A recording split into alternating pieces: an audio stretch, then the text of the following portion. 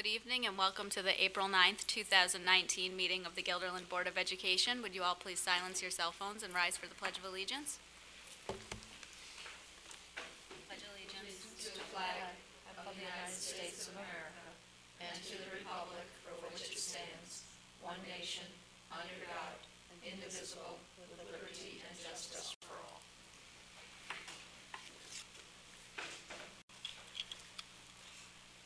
The first item on our agenda this evening is public comment number 1. We have one individual signed up, and that's Kim Blasiak.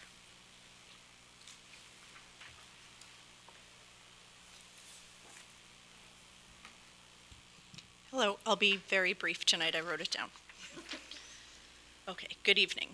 My first comment is in regard to the contract renewal of the Honeywell Law Firm discussed during the April 8th Business Practices meeting.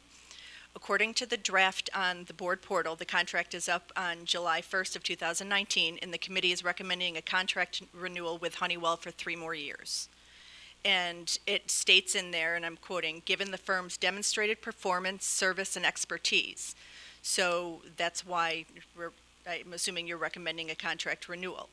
But it also mentions that you'll solicit proposals from law firms specializing in education law and related matters during the 2021-22 school year, the last year of the agreement, for consideration in the subsequent contract term.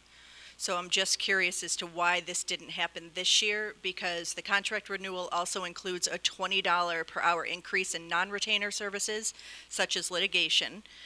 So I'm just not concerned, but confused as why then wouldn't you have gone out for proposals now versus keeping them when they have an increase, because realistically law firms nowadays, and I know from my husband, their audits done, which that was another question, if you actually have this firm audited, and also do you send it out for quote, because this district right now is trying to tighten everything up, so it just seems something with a $35,000 annual retainer for a 3-year contract you would send out. Another concern is the draft states that the contract is exclusive of special education matters, yet Part J states that brief day-to-day consultation and advice on special education matters is included. So according to their website, because I understand that Mr. Honeywell would be the primary contact, but according to their webpage, they only have one attorney who specializes in special ed. So I'm just wondering if it's supposed to be inclusive of, or exclusive, I'm sorry, of special education matters, why that would be in the contract. And then my last question was, do you actually audit their services? My second comment, and I'll make this very brief, and it's not a negative, it's actually, I think it's good. It's in regard to a comment made by member Benjamin Goes during the March 19th BOE meeting. And I do agree that we should have a vision, but I just want to make sure that all shareholders should be included, not just the board, because for a vision for the district, that's something that should include students, parents, teachers, administrators, board members, community members. And he had mentioned Bill Daggett, which I've actually met him and heard him speak on numerous occasions, and how we might not have a building in 30 years. I can tell you that special needs parents are a little concerned with that comment for a few reasons, but using Daggett's words from his, and I read his white papers because I absolutely loved him at Education 2030. From his Daggett System for Effective Instruction, he states that traditional teaching has a vision set by top leaders, which is what I understand Mr. Goes was looking to break away from. But the vision using the System for Effective Instruction states that the vision is built more inclusively. So again, I hope that with the vision moving forward, it goes beyond a Board of Ed committee. Thank you. Thank you. Kim raised some questions about the law firm. Can we arrange for somebody to get back to her, or do we have the answers to those questions readily available? I can get back to it. Okay. Thank you. Okay, the next item on our agenda is the consent agenda, which consists of the minutes from March 19th, April 2nd, the CPSE and CSE recommendations, and the personnel action items. May I have a motion to approve the consent agenda? Judy, Gloria? Okay, I'm just going to ask that you raise your hand. May I have all those voting in favor? Please raise your hand. 1, 2, So there's two different dates that we're voting on, right? Correct. The second date, I'm not there, so I don't know if we can abstain. Okay. But I know there's a bunch of people that were absent that day. So should we do it separately? We can, I'm just doing the whole consent agenda. Oh, okay. Okay, so the yeses were hand raised. Barbara and Ben. Barbara. Sean has not signed on yet. Okay. Judy, Gloria, Barbara, Ben. I need to know what we're voting on. The consent The con- agenda, which is the minutes, the CPSE and CSE recommendations, and the personnel action items. Okay. Okay, all those opposed, raise your hand. So, 3 opposed. That was 5. I ask what the opposition is? Teresa didn't vote, And we need Sean. and we need Sean. Opposing what? So we can come back to it when Sean is on. We'll come back when Sean is on. Barbara, can you hear us? I can hear you very well, yes. And Ben's on there? And Ben's on there. Yeah. So we'll come back to this when Sean signs on. Okay. Okay, information items, curriculum and instruction, Damien? Thanks very much. I'd like to start by offering congratulations to Guilderland High School senior Samantha Delacroix. Samantha is a nominee for the New York State Education Department 2019 U.S. Presidential Scholars Program.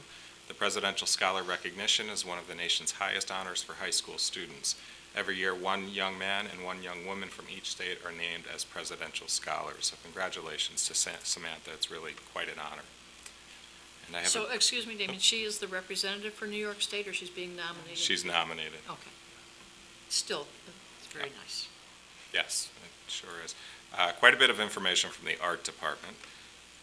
And the first bit, unfortunately, is a bit after the fact, but you were invited to the 2019 Elementary Art Exhibition. I'm hoping some of you were able to get over there. That was held at the Guilderland Public Library. The reception was held on April 2nd from 3:30 to 5 o'clock with a collaborative art performance at 4:30. In addition, they were hosting an iPad gallery to showcase their animation work that they have done as well.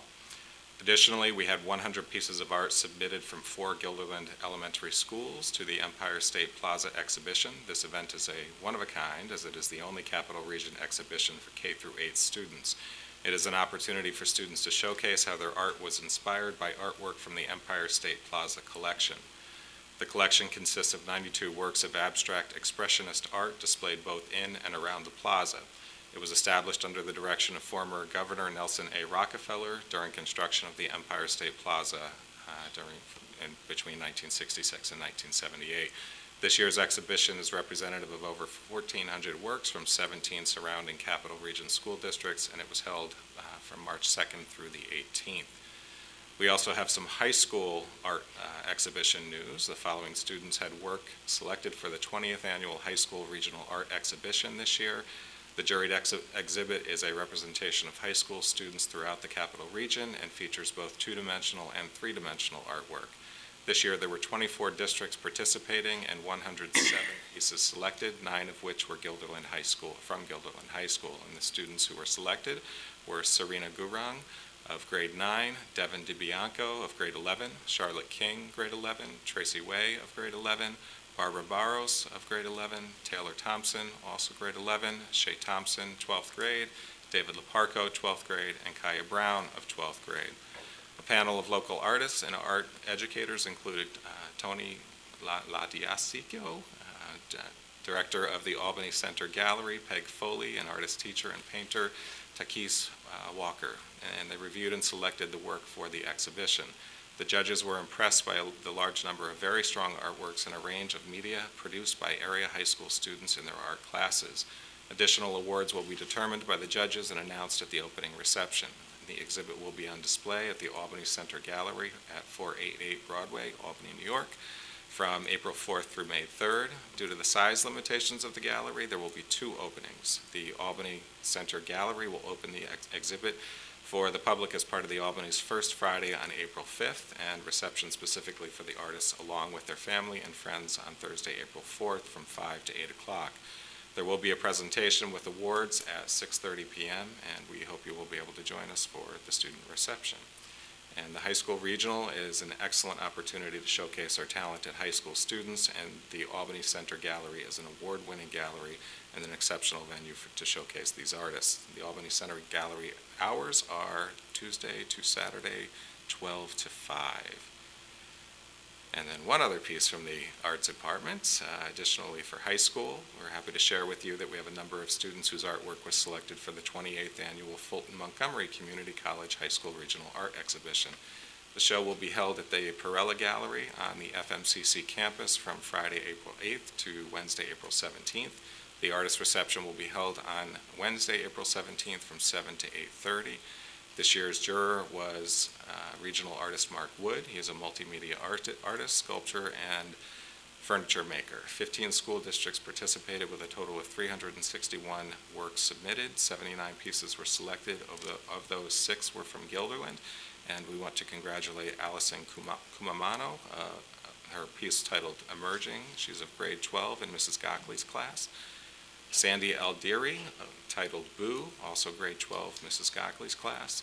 Cynthia Wu, Still Life, grade 11, Mrs. Gockley's class. Sarah Quazani, We Belong Here, grade 11 in Mrs. Best's class.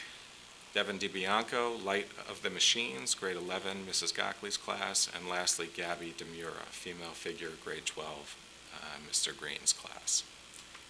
And then my last item is just an update to you on what took place last week with New York State testing, and I'm sure you've heard quite a bit in the media about this. As was reported last week, New York State experienced technical difficulties with their computer-based testing system. Issues arose during the second day of ELA testing, which was on April 2nd. These difficulties interfered primarily with student submission of responses. In Guilderland, we encountered these issues at Altamont Elementary School and at Farnsworth Middle School, where 6th grade students were testing. Fortunately, after a thorough review of our local submissions, we did not lose student responses as many districts across the state had. In response to the technical difficulties, the New York State Education Department opted to cancel all computer-based testing on April 3rd. Districts were permitted to resume testing for grades 5 and 8 only on April 4th. To ensure that all issues had been resolved, we locally opted to wait an additional day, and we resumed on April 5th. These technical issues are being fully reviewed by the New York State Education Department and the Commissioner, and we eagerly await some new guidance and information pertaining to this year's administration of state tests. And for additional information, I've given you the link to the State Education Department page where regular updates have been posted. Thank you, Damien. Are there any questions or comments for Damien? Seema. I just have a question about the computer-based testing. Not all the districts in the state are doing that, correct? Correct. It's still an optional piece, so it varies pretty widely. Many districts in this area are doing it, but there are still pockets that don't have the infrastructure and capacity to do it, which is why they've extended the period for it to be optional. Do they have these problems with the computer-based testing in the past couple of years? I don't remember. This is the second year in a row that they've had issues, yes. Okay, thank you. Any other questions or comments? Okay, Superintendent Information, Maureen. Okay, thank you. My first item is, stand back, just recognizing our newest inductees to the National Junior Honor Society. Last week, Thursday, April 4th, 157 8th grade students were inducted into the National Junior Honor Society at Farnsworth Middle School. I want to congratulate all the students and their parents, and a special thanks to Mr. Laster, his administrative team, and the 2 faculty advisors, Mrs. Abbasi and Mr. Rausch, for all their hard work putting together the induction ceremony and in the selection process. It was a great first awards ceremony of the year, and well done for everybody. So thanks and congratulations to everyone. My second item is our final reminder about our efforts to recruit new teachers and other staff to our district and the region. On Thursday, April 11th. Do you want to turn that one off and use this one? Let's see.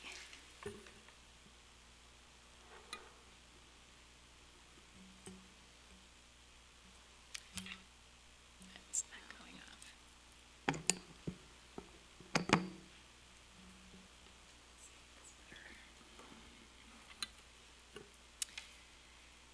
Okay, we'll try that again. That's much better. This coming Thursday, April 11th, 2019, we'll be hosting the Capital Region School District Job Fair. It'll be held from 1 to 6 in our high school gymnasium right here in Guilderland. Administrators will be able to meet prospective employees and substitute openings from all over the area for anticipated vacancies. We have close to or over 40 school districts, BOCES, and organizations who are joining us, and that's awesome. And just to say that every year the longest line of applicants to speak with administrators is in fact Guilderland, so it's a nice point of pride. And last but not least for me, this is a very happy item. Everyone waits breathlessly to hear about our contingent holiday. So if the school district does not experience more than 2 emergency closing situations prior to Memorial Weekend, so we need to have 2 closures between now and then, all of our Guilderland schools will be closed on Friday, May 24th, 2019, due to unused snow emergency days that are allocated as part of this year's school calendar. This was listed on the calendar as the contingent holiday. All district and school offices will be closed on that day. And then again, on Monday, May 27th is also a school recess day in observance of the Memorial Day holiday. So enjoy your day, everyone. Thank you. Are there any questions or comments for Marie? Okay. So now we move to board president information items. There are 3 this evening. The first relates to the upcoming Board of Education election, which is scheduled for May 21st. Petitions are available through the district clerk for any district resident who might be considering running for the Board of Education. There are 3 3-year terms on the board that expire June 30th, 2019. In order to be eligible to run for the Board of Education, nominating petitions with 39 or more signatures from qualified voters in the district must be submitted to the district clerk on or before Monday, April 22nd, 2019 at 5 p.m. Anyone who has questions about the duties and responsibilities of a board member may contact the superintendent, board president, or any current member of the Board of Education. A candidate must be able to read and write, be at least 18 years of age, a qualified voter, and a district resident for at least 1 year prior to the date of the vote on Tuesday, May 21st. Further qualifications and information is in the packet available through the district clerk.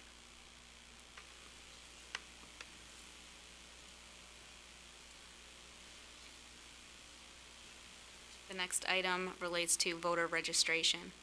The public vote on the school budget, bond referendum, and Board of Education will be held on Tuesday, May 21st, 2019. Voter registration is required in the Guilderland School District. To vote, you must be 18 years old, a U.S. citizen, and a resident of the Guilderland School District for at least 30 days prior to the vote. If you are not registered with the school district or the Albany County Board of Elections, you must do so prior to the vote. The district has established 3 dates for residents to register to vote on May 21st. You may register any time between 8:30 a.m. and 2:30 p.m. at any one of the elementary schools, or from 8:30 a.m. to 4:30 p.m. at the district office on the following dates: Thursday, May 9th, Monday, May 13th, and Tuesday, May 14th. You may also register with the County Board of Elections during their normal business hours, Monday through Friday, 8:30 a.m. to 4:30 p.m. If you are not sure which elementary school to vote, please refer to our webpage. There's a link on the budget. Use the link Budget and Taxes and use the quick link in the drop-down Voter Eligibility and Absentee Ballots. You can see if you're registered and where you vote in school elections. And the third item relates to the Capital Region BOCES budget and board election vote. The 2019-20 Board of Cooperative Educational Services budget and election will take place on Wednesday, April 17th, 2019. There are 4 seats up for election. This is the date of our special board meeting that takes place at 8 a.m. And now we move to action items. So I'll ask, is Sean on the line yet? Christine, Okay. can I just ask a question about something you mentioned Yep. regarding the, if someone has a question as to which elementary school to vote in? Is there any other way for anybody to find out that information if they don't have web access? Like, is there a number to They can call? call Linda. They can call the school district. Okay. And so now we move to action items, school business management. Neil? Okay, first item this evening is a resolution to approve the appointment of Management Advisory Group to provide Medicaid third-party claiming services for the 2019-20 fiscal year. May I have a motion to approve the Medicaid third-party billing services? Tim, second Teresa. All those in favor? Aye. Opposed? Passes 8-0. Next item is a resolution authorizing the destruction of ballots from the 2018 school district election. May I have a motion to approve the resolution authorizing the destruction of the ballots? Seema, second Judy. Any questions or comments? All those in favor? Aye. Aye. Opposed? Passes 8-0. The next item is a resolution to enter into an installment purchase agreement with Capital Region BOCES, and this would be for a 3-year agreement with the annual amount of $100,000, and that's for the purchase of computers. May I have a motion to approve the installment purchase agreement resolution? So moved. Barbara, second Gloria. Are there any questions or comments? Yeah. Is this part of the Smart New York? No. No, this would be coming out of our budget. Okay. So there is a clause in the resolution that says if the budget doesn't pass for some reason, this is contingent upon the budget passing. Okay. But we do need to get it in the queue for Capital Region BOCES to get the installment purchase set up and the equipment ordered, so we're trying to Thank you. get that stuff. Any other questions? All those in favor? Aye. Opposed? Passes 8-0. And finally, this evening, we have 2 donations. The first is from Mr. and Mrs. Scott Friedman, who donated 2 new bookshelves to the Westmere Elementary Library. And then from Mr. and Mrs. Gregory Moore, they've donated an Echo pen to the high school. May I have a motion to accept the donations? Teresa, second Judy. Are there any questions or comments other than thank you for the very generous donations? Oh, what's an Echo pen?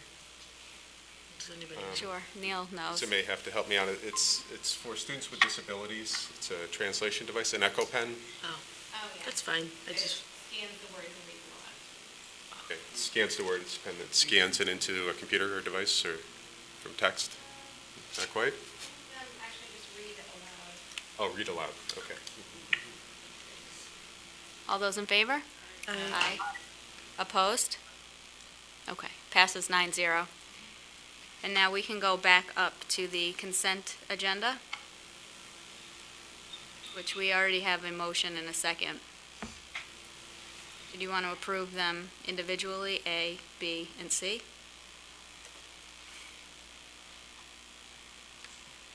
We can do that. sure. Okay. So all those in favor of the minutes from March 19th and April 2nd? I will approve from the 19th, but abstain from April 2nd. Same. Aye. Aye. All those in favor of the CPSE and CSE recommendations? Aye. Aye. All those in favor of the personnel action items? Please raise your hand, yes. Aye. Barbara, Ben, Aye. Judy, Gloria, Teresa. Okay. All those opposed?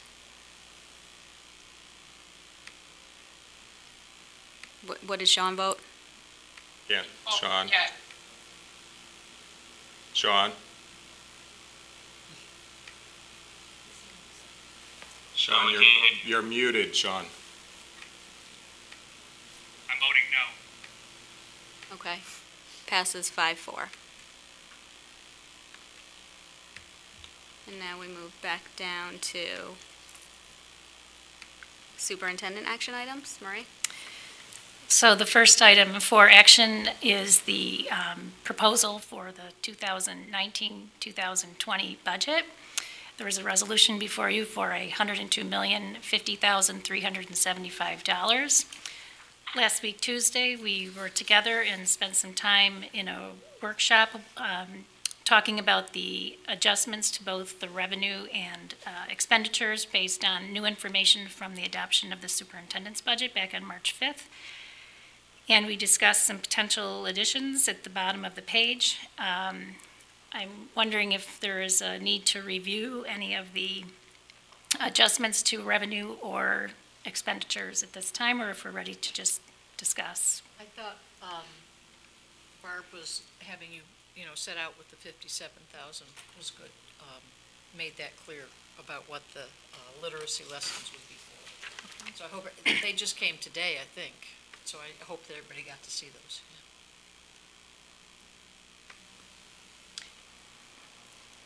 So we want to do a motion and then. So we can do a motion, yeah? Okay. So can we have a motion to approve the adoption of the 2019-20 budget? Judy, second. Seema? Okay, now we'll open it up for comments and discussion.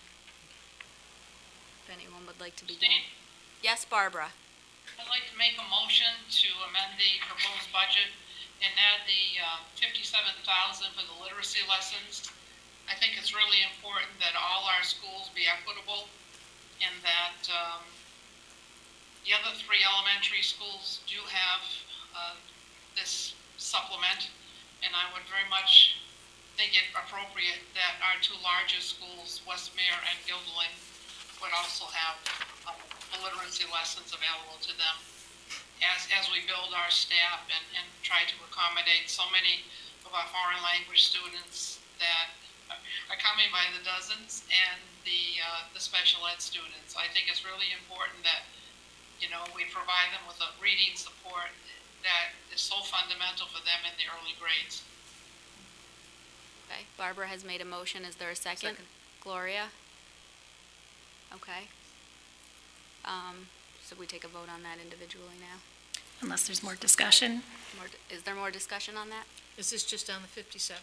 Yeah. Okay. Is there any discussion on this one? No? No, I mean, we got that email today that explained it. It was pretty well outlined, right? Okay. All those in favor of that one, say aye. Aye. Anyone opposed? Opposed. Okay. So passes 8-1.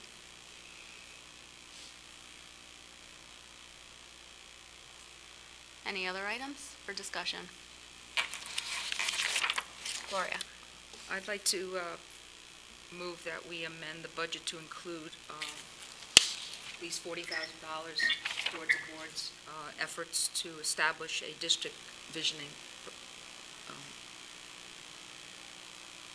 The way, we don't know exactly how we're going to move it, but I'd like to set that money in there so that we have the resources we need to move forward on that. It was defined as a number 1 priority by mostly all the board members back in December, and so I think at this point I'd like to at least have that money set aside in there so that we can move forward and not lose another year. Okay. I Is there second. a second, Judy? Yeah. Is there any discussion on this one? I agree with this. I think that if we had visioning, perhaps these, it's just hard to explain, but these items that are out of the budget, we could have come to an agreement ahead of time on some of these things if we had had some visioning in it. I just think that it would help us to have a sense of where we're going and as a board and what our priorities are. And I think it's important to include it. I know we've worked with Robert, and I'm comfortable with him. And the variance in prices was rather significant. And I feel that his is he's a good person to work with, and the price for the services that he would provide is reasonable. So I would like to see that included also. Neil, if there's a surplus in the budget, is this something that those surplus funds could be used for? Yes. Do you anticipate a surplus in the budget this year? You mean out of this year's money or next year's money? This year? No. At the end of this year, do you anticipate a surplus? Well, we wouldn't be engaging the services until next year, so that money would have to be in the appropriate fiscal year. So if there's a $1 million surplus this year, that $1 million cannot be used for something like visioning? Can't be put into? Because the expenditure won't be made in this, if the expenditure isn't going to be made in this fiscal year, then you wouldn't be able to do that. You have to make the expenditure. But if there were a surplus, you could use that money for tax relief, for example, even though that would be for tax relief next year. Well, yes, because it carries forward. If you have too much, at the end of the year, if you have a balance, then you're able to put that into reserves. The law allows for that. I'm in favor of also the idea of visioning. I just don't think we need to spend $40,000. I feel like there's probably a lot of talented people in the community. If we do a little bit more digging to find somebody, it just seems like a lot of money to spend on a visioning plan. And I mean, we've talked about it all year, and there's nothing come to fruition with no money, so I don't want to throw $40,000 at it. So I want to weigh in here if I could.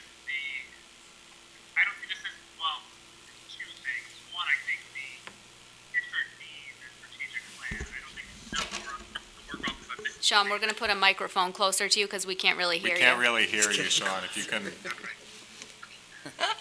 well, first, all right, that's Washington, D.C., I guess.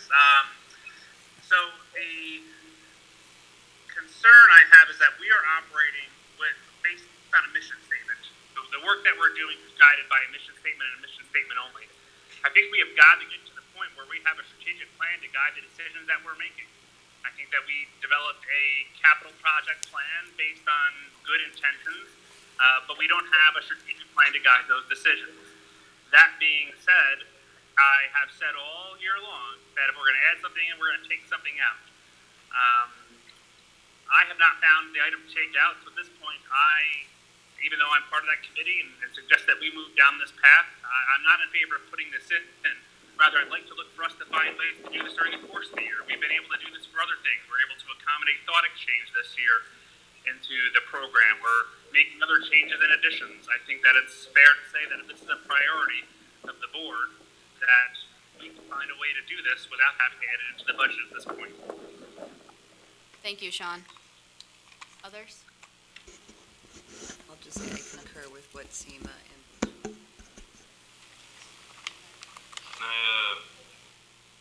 Ben? So my feeling is that, I feel like we know the process well enough that we could perhaps do without a consultant coming in, but we haven't, right? We've been talking about this for a couple of years now, and, this is really important work, and if we need someone to come in, shepherd us along, 40 grand out of a $100 million budget doesn't seem unreasonable to me. Again, I agree with kind of what everyone's saying of can we move forward without it? Yeah, we can, but will we? And, if we put this money in, we can find someone, and they can remind us and keep us focused and move us along so that by the end of the year, we're finally have actually done it. And based on how our budgets go, we'll probably have a surplus at the end of next year. That, maybe we can give back, but,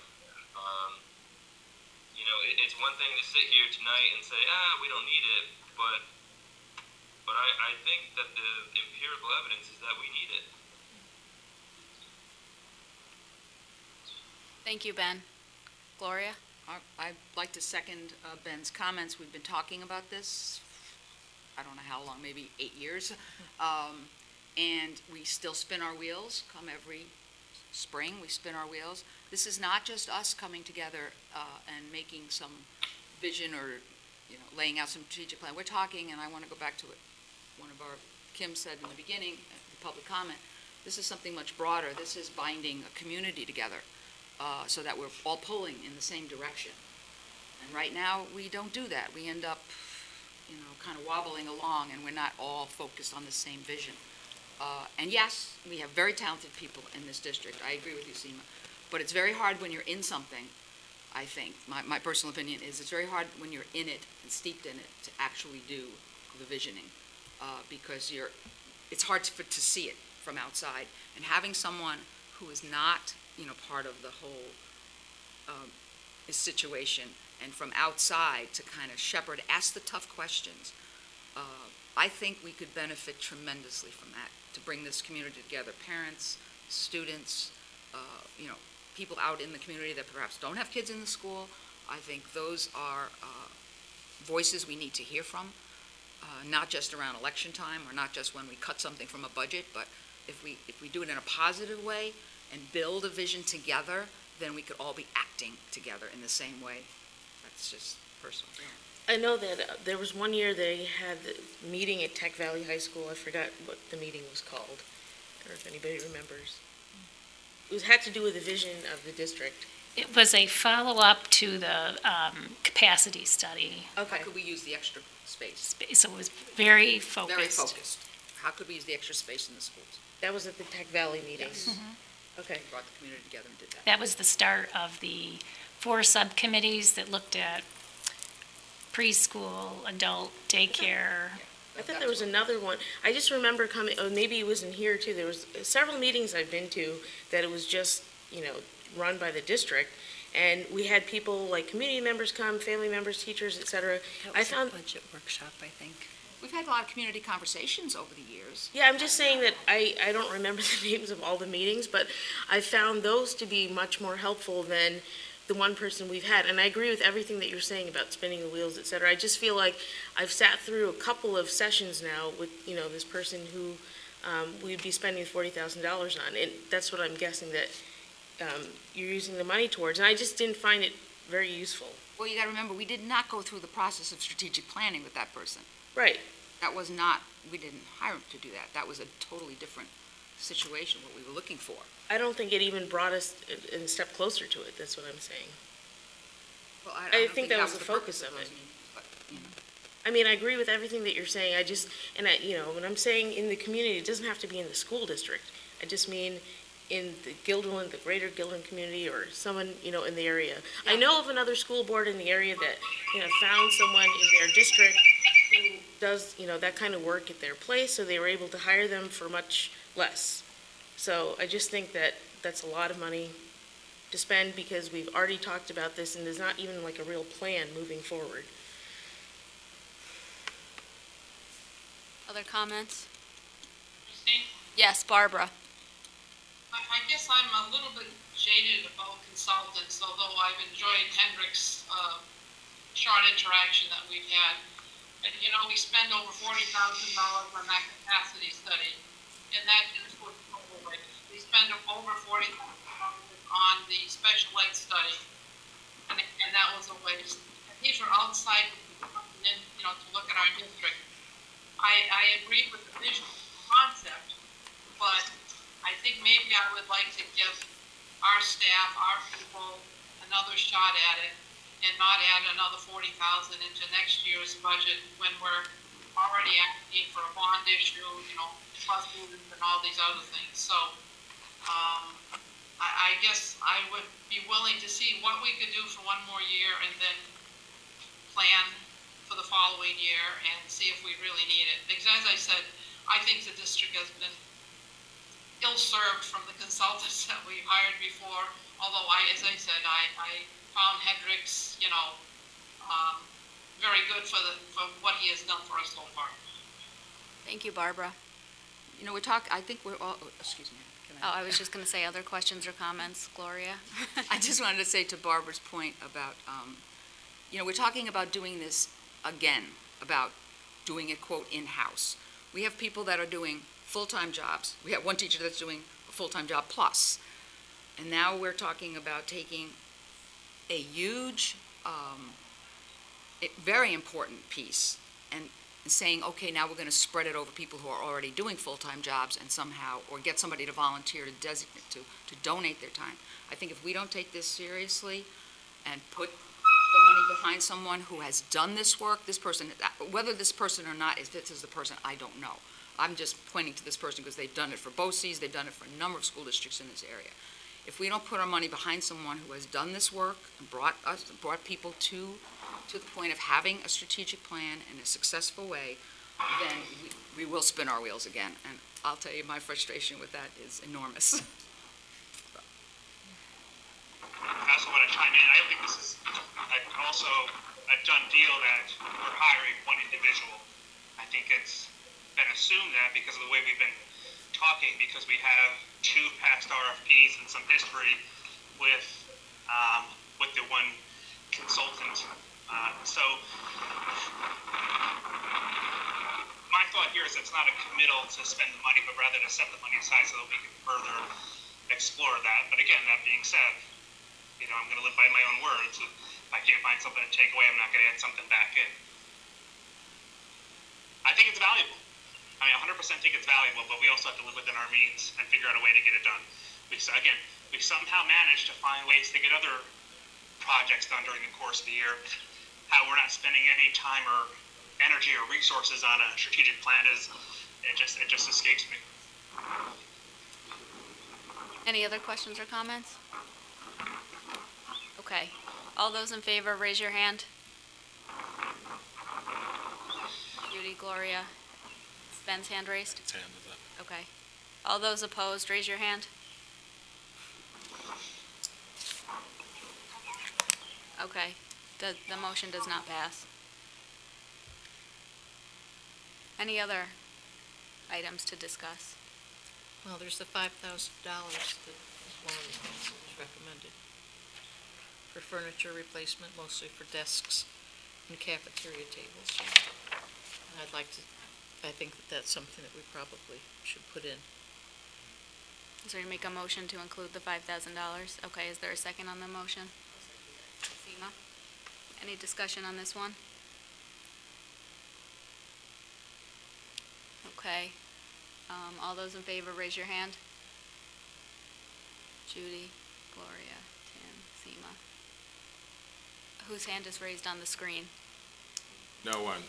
Did he hear? Barbara, Sean, Ben. This was a motion to put in the 5,000 for the furniture? Yes. Yes. Any hands raised? Any Anybody in votes favor? there? Raise your hand if you're in favor. Favor or not? Okay, everyone opposed, please raise your hand. Opposed? All 3. Does not pass. Any other items? Okay, so now what we have on the table is the budget amended with the one addition for the literacy lessons. Are there any other discussion items on the budget? Okay. And the 5. Oh, no, that didn't pass. Oh, I'm sorry. Okay. All those in favor of the budget as amended? Please raise your hand for yes. As amended. As amended. Are they all? All 3. Okay. Unanimously approved. Are we going to then use? No, that's it. Oh. Change it. No, okay, but my question is, do we use this money, this 242 minus the 57? Do we put that against the taxes, or do we put it into, or can't we do that now?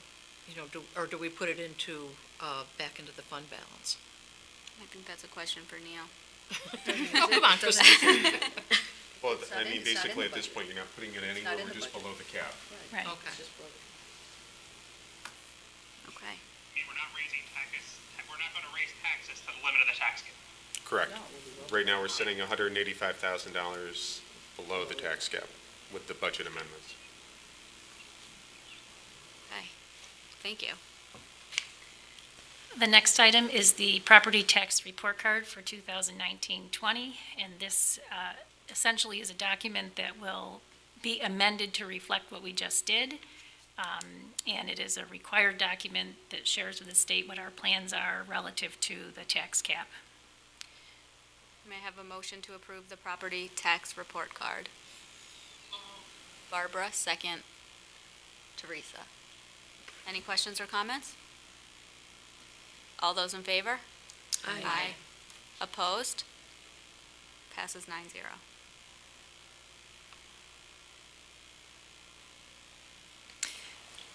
The next item is a resolution to approve a JUUL agreement. This agreement would extend the probationary appointment of special education teacher Elizabeth Bremer to August 31st, 2020. May I have a motion to approve the resolution? Seema, second. Judy? Questions or comments? All those in favor? Raise your hand. Okay, passes 9-0.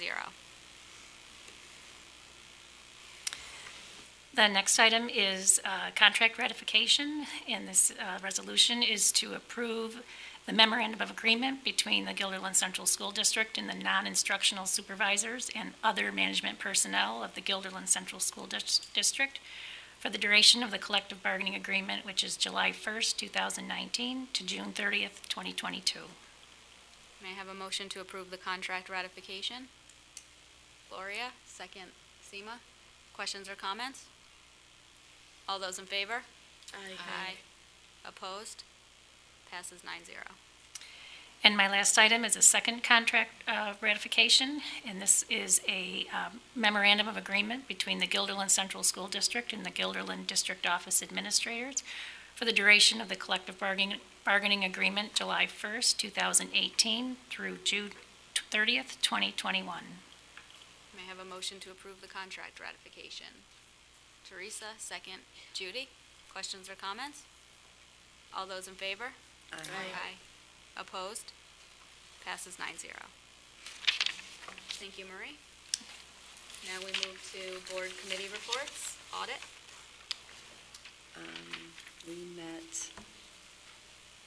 We are meeting Thursday at 8:30.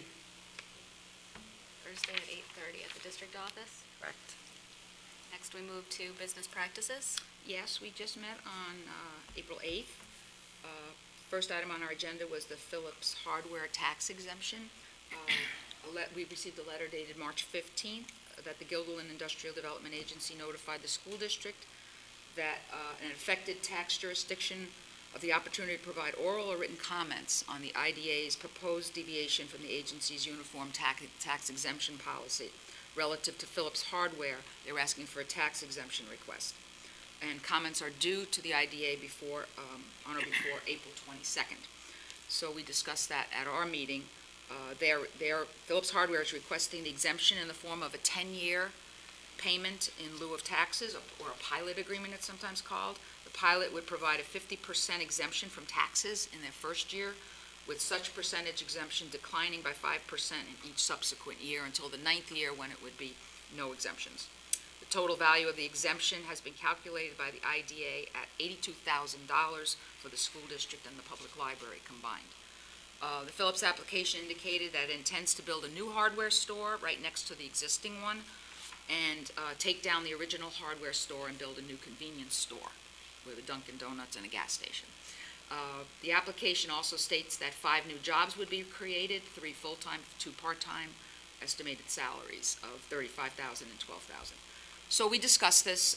The committee discussed the the pilot proposal agreement, and we recommend to the board that we provide the IDA with our standing position on the pilot agreements as was described in our May 5th, 2017 letter to the IDA.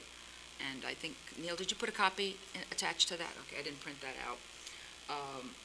And our comment on that proposed application at that time, we stated that the school district generally disfavors the granting of real property tax exemptions due to the lowering of the district's tax levy limit threshold in the first year of the pilot agreement.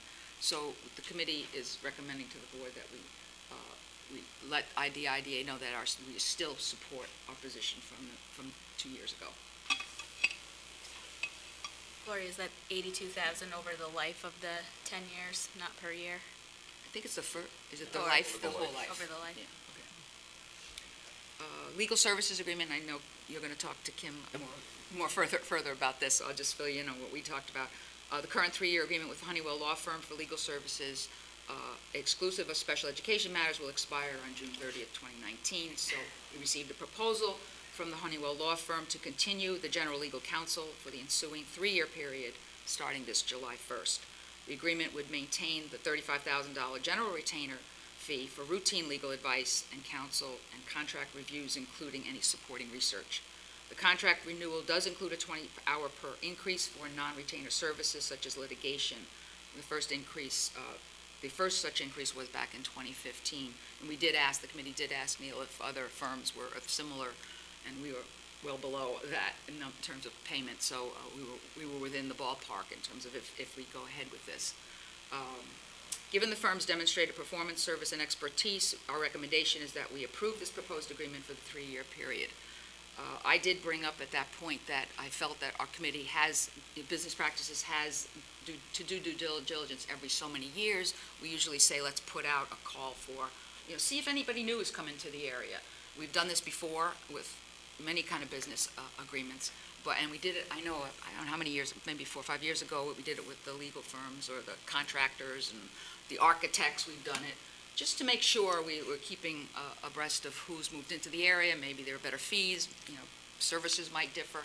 So my suggestion to the committee was that we, after this, at the end of this contract, the last year, that we do that again.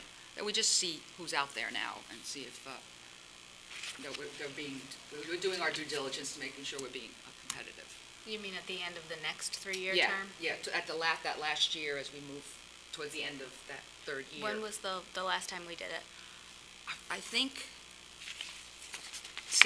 two contracts ago with Jeff? I was relatively new here. It was like my 2nd year we did it, so about 6 years ago. I think it's 6 years, I remember. Because I remember we interviewed the law firms, and that's how we do it. It's a good process, and I think it's a good thing to do.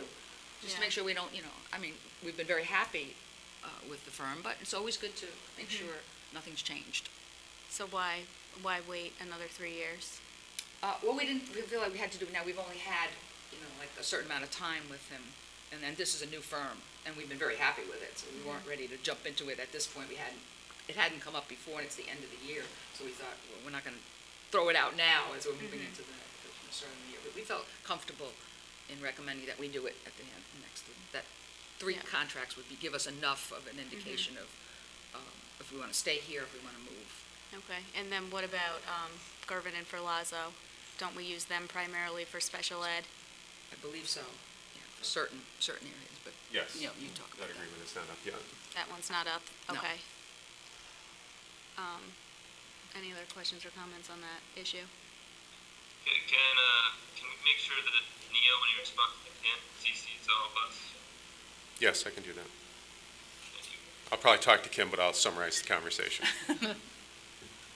We also discussed the Guilderland Public Library debt schedule, and I'm going to let you explain all that, because if I read this, it's going to sound like a lot of gibberish to everybody. You can put it in such nice, Okay, well, as you know, Guilderland Public Library has a capital construction project that will be going on the May 21st ballot, along with our budget capital project and bus fund as well. Under the terms of the law that relates to school district public libraries, which is a unique concept in New York State, there's all different rules for that. What has to happen is if they want to do a capital construction project, we're talking about the library, they have the option of requesting from the school district whether to carry the debt or not. They can choose not to do that, or they can choose to do that. If they choose to request the school district carry the debt, you have a resolution put before you, which you did, and you have no choice but to approve it. That's just the way the law works. I'm not quite sure I understand that you have no option with that, but they have to have you approve that in order for it to happen. So that has all happened. So what also is part of that resolution is that the school district now, because it is our debt obligation, we get to determine the terms of the debt obligation. So we will be working with fiscal advisor and bond counsel in terms of that process. What the question then becomes, unlike the school district where we have state aid tied to our project, we typically would use a 15-year term and line it up with state aid, and that's allowable by the law in terms of the type of construction that we're doing. There is no state aid associated with the construction project at the library. So that gives us some flexibility in terms of the borrowing structure. So the fiscal advisor came up with a schedule of either 5, 10, 15, 20, or 25 years. So we have all of those options available to us. So really the point is when we get to the time when we need to borrow debt for them to do the construction, we'll have to figure out how that's going to impact our budget in that particular year. It's probably, it's not 1920, it'd be 2021. And we'll have the conversation at that time, what makes the most sense in terms of the overall budget, because we will be adding debt payments, selecting the appropriate term at that time to make sure it fits within the finances of the school district. So, so we have a range of options out there. We have tax impact related to each of those options. We've suggested the library that go with a 20-year tax impact just because it's unlikely that we'll do a 5 or 10-year borrowing. When you do a shorter borrowing, obviously the interest payment, principal and interest payments are much greater. We'll probably have to spread it out into 15, 20, or 25 years. We won't know that until we actually get into the budget process and determine how many funds we have available and what kind of impact that will be. So for now, it's really giving everybody a heads up that this conversation will be coming next year as part of our budget discussion, and at that time, we'll be making a recommendation. The administration will, and the board will be dealing with that as part of the budget process in terms of how the length of term of the borrowing, and we will have options at that time. Much better than I could have done it, Neil, thank you. And our last item, we had a little time left, and Teresa reminded us about the cobblestone schoolhouse, and which hasn't been on our radar all year. Nobody's said anything. So we talked a little bit about the fact that the district has done some informal searches, sending out letters looking for people related to the Van Rensselaers or somehow that could take an interest in the schoolhouse, and we haven't gotten any real bites. So the committee decided that we would like to recommend that during the next school year, beginning in September, that we actually talk about making a plan for moving this ahead, either putting out the formal search and putting out the $10,000, whatever we have to do legally to get a formal search done so that the title can be cleared, and then we could sell it or whatever, but to move ahead, because it's just languishing still. And I think that was the frustration. Great. And that's it. We don't have another meeting scheduled at this time. Okay, thank you. Communications. April 1st, we wanted to have one more meeting before tonight's board meeting to specifically talk about strategic planning, and as you saw, the outcomes of that. So we'll go back and just keep moving forward here. Our next meeting is going to be April 29th, 8 a.m. at the district office. We're going to review the board activity calendar. We'll talk about the board meeting evaluations, review and discuss. So make sure before you leave tonight, if you can fill out your evaluation, I will email mine in. And then also, we'll talk about website analytics for the capital project to get an understanding how well our message is being received or how much people are looking for details on the budget and the capital project. That's it. Thank you, Sean. Policy, Barb? Barbara, you're muted. There we go. We met last week and we began discussing a number of policies that are still sort of in the pipeline. And we hope to meet again after the school vacation, either the week after or the following week, and a doodle will be coming out for that. Thank you, Barb. Public comment number 2. Okay. Board issues, ideas, and sharing. Okay, so then I have one reminder. Sure. There it was a reminder in the Friday packet that we are putting together a team of stakeholders for our counseling plan that will need a board member to serve on that. Meets twice a year committee. So if anyone is interested, please let me know. And second, we are currently working on Barbara's waving her hand, thank you.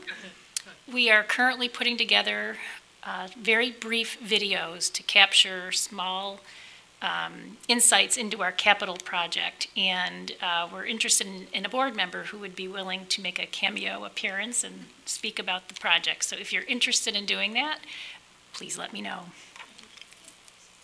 Marie, in terms of the committee, have we received a lot of interest? And how do we select community members who provide a letter of interest? For the counseling plan? Lisa, I'm not going to make you walk, but she is injured. Do we have community members who have submitted?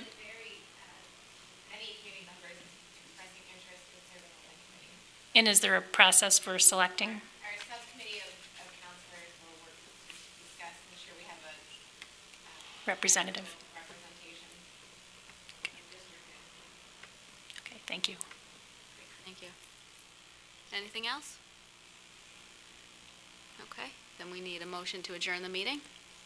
Teresa, second Tim. All those in favor? Aye. Thank you. Thanks, Barb. Have a good night.